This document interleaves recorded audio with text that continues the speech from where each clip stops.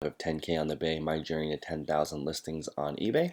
Today I'm going to go over PayPal jail, eBay fees, insertion fees, and explain how a sales ledger works and how much tax do you really need to pay. So it's kind of a administrative episode. Sorry, it's not going to be too exciting, other than the fact that we got our first sale on the first day. That's amazing. So hopefully your results may vary, but we put up the mug, and actually somebody on Instagram wanted to buy it, but a different person purchased it, which is amazing. So I don't know if it's because of an Instagram sale or somebody legitimately just found the mug and bought it. So you can see here that my sales are now $12. And so I want to explain what PayPal jail is for you guys, because I know when you guys create a new eBay account and a new PayPal, this may happen to you. So I'm glad it happened to me, so I can sort of explain what happens. So we're going to log into our PayPal account now. Cool. So right here you can see Thomas, I should probably blur that out in the future, purchased a mug for me, and looks like $11.35 are on hold. And let's go ahead and click on this and see what it means. So it says here that once I establish a successful sales history, while I establish a successful sales history, I may not have access to my money for 21 days. So looks like they're going to be holding our money until the item gets to the buyer. I think the PayPal releases the money once they leave a positive feedback. I could be wrong. I'm going to do some more homework into that. But looks like this $12 payment that this guy made minus the PayPal fee of $11.35 is on hold until basically they confirm receipt. So this is why I think it's great to just start with stuff around your house, because if you go out and you buy stuff and you sell it and you're in PayPal jail, you're going to have a cash flow problem. So start with stuff around your house. By the time you sell all of it, hopefully you'll be closer to being out of PayPal jail, and when you go and buy stuff, you won't have as big of a cash flow problem. In fact, I'm positive that as we buy stuff, this stuff will slowly start to fall off, and you'll start getting money in your PayPal account that you can buy more stuff with. And it's important to ship as soon as possible. I'm going to ship literally today to make sure that we get this out and that money back into our account as soon as possible. When you're first starting, try to get items out of the first day. Cool.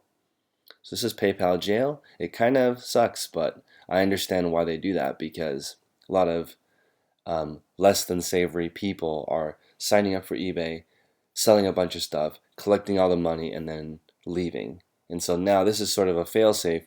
If people don't get their item within 21 days, PayPal won't give you your money.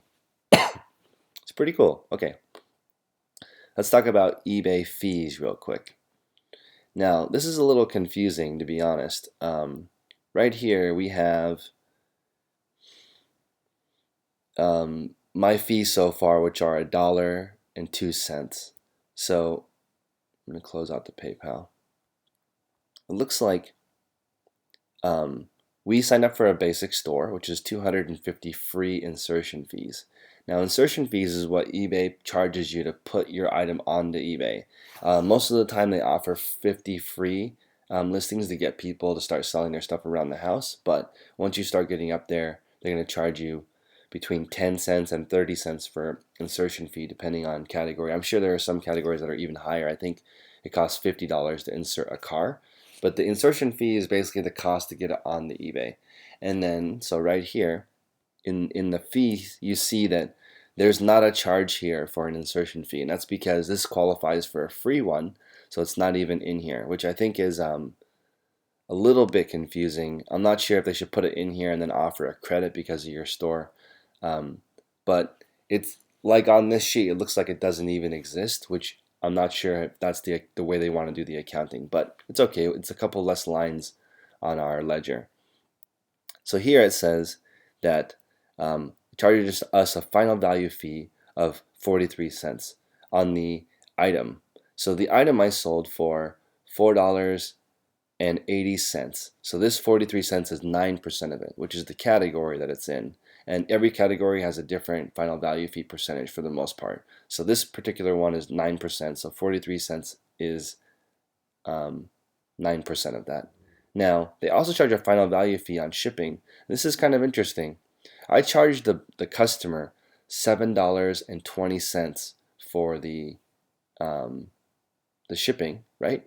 And even though it costs $6.50, they charge me 9% on the $7.20. So whatever you're charging the buyer is what eBay is going to take that 9% on, not what the actual shipping charge is. So just be clear that they're basically taking 9% of the total revenue.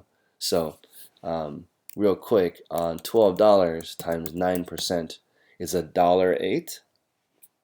So there's $1.08 in fees, which is 9% of $12. But because I'm doing eBay Charity Works, right, they're going to give me back 10% of that fee. So that's what this 6-cent credit is. So you're looking at a total of $1.02 on eBay fees. Now, once you start getting some volume, you need software to automate this because you obviously can't spend this much time going over every single transaction. I'm trying to make it clear what these fees meant. And to be honest, I've been doing this for a long time. I haven't sat down and looked at the fees like this detailed in a while. So hopefully this is very useful. Also, don't just rely on me. Go to the eBay community area and research fees. You really need to understand your fees when you're going to sell stuff on eBay because I'll show you just how little money we made on this mug, and it'll hopefully won't discourage you to sell on eBay, but it'll just give you the reality. Cool. So I want to show you guys a sales ledger that I made for this store. Okay, so here this is the chart that I have the expenses. So here we're recording all of our expenses for the store. Next to it, I have an April sales ledger. Now, what I'm going to do is the items that don't sell on this ledger, I'm going to move to May, and then I'm going to reconcile this when it comes to the end of May, and that'll be basically what we owe on taxes for the month of April. So I'm going to work on setting this up so we pay quarterly taxes because I think that's better to take the bite 4 times a year versus the whole year. So I'm going to try to get that organized. Again, I'm not a tax expert, but if there's one thing in my business that I'd like to be really smart at, it's understanding how to have a CPA help me become a tax expert, because that's the most important part in my opinion, to really know what your taxable income is. Okay, so this is a $100 mug, the title. It was in the bin location A00, so when I go downstairs, it's going to be in that plastic bin that we designated for our eBay stuff. I listed it for $12. This is a metric that I want to keep track of. What did we list it for, and then what did it actually sell for? So you can see how well you priced your item according to market, because sometimes you're going to accept a best offer. Where did I get it? From my house. As you can see down here, there's an item from 10K on the Bay, which is my other store. So that's like the source of that return inventory. But you want to keep track. That way you can find out where your honey holes are. Right now it looks like my honey hole is just my stuff around the house, which is the same honey hole that all of us have. Status, I either have sold, listed, or unlisted. When did I get the item, and when did I list the item? I like to keep this organized because I want people to realize. I've heard a lot of advice from people saying you need to list stuff within 2 weeks of buying it. Now, of course, when you have only a few items, you should list them the same day. But if you have a larger quantity, like when I purchased those pallets, I did not have the capacity to put them up within 2 weeks, which is a waste of cash flow because the money's sitting in unlisted inventory instead of making me money in my eBay store. When did it sell? So this is unusual. It sold the same day for $12. It's going to cost me, this is including shipping, $6.50 to ship it. The PayPal fee is 2.9% of $12 plus 30 cents. So you're looking at 65 cents. eBay Giving Works. So this is the $1.20 that's going to Oakland Children's Hospital from this transaction. So that's $1.20.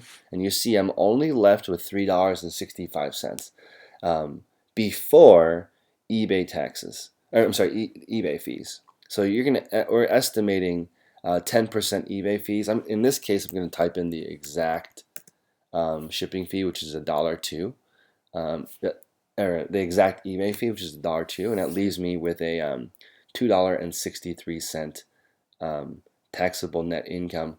But I'm actually going to change this back to 10% because this part of it is just estimated. I'm actually going to make this a different color because this is not exact. This other stuff is exact, but this is estimated because you can basically cost average the cost of your eBay store, which is $20, across all these items. So I'm just going to use 10%, even though that's higher than the $1.02, just so this is a little bit more accurate for the cost of doing business on eBay. So that leaves me with $2.45 of taxable net income. Like literally this $2.45 that I made, that's profit on this item, is subject to tax. I have to pay tax on this $2.45. So, when politicians take jobs for $1 as a symbol of giving back to the community, that $1 is taxed. So just remember that you're taxed on every single dollar you make, even though PayPal doesn't report you and set up a 1099 until you do 20,200 transactions. Like if you're going to do it by the book, you got to pay tax on those $2.45. All right, cool. So if you guys know, it takes me quite a bit of time to make these videos and do the research. So if you want to support my Patreon page, it's patreon.com/10KOnTheBay. It's going to help me keep these videos free. Hopefully I can keep doing this forever. If I can get enough people to support me on that page, I will be able to make these videos and spend a little bit more time. And ideally, I could have somebody filming me or helping me edit. That would make these videos considerably better because I could focus 100% of my time on researching and documenting instead of 30 hours a week that I spend at my normal job. So if you like this video, please like and subscribe. Help me share it in your favorite Facebook group. And later, I am actually going to do a video on how I ship this mug. So if you have any other questions, please email me 10konthebay@gmail.com. Happy to answer your questions.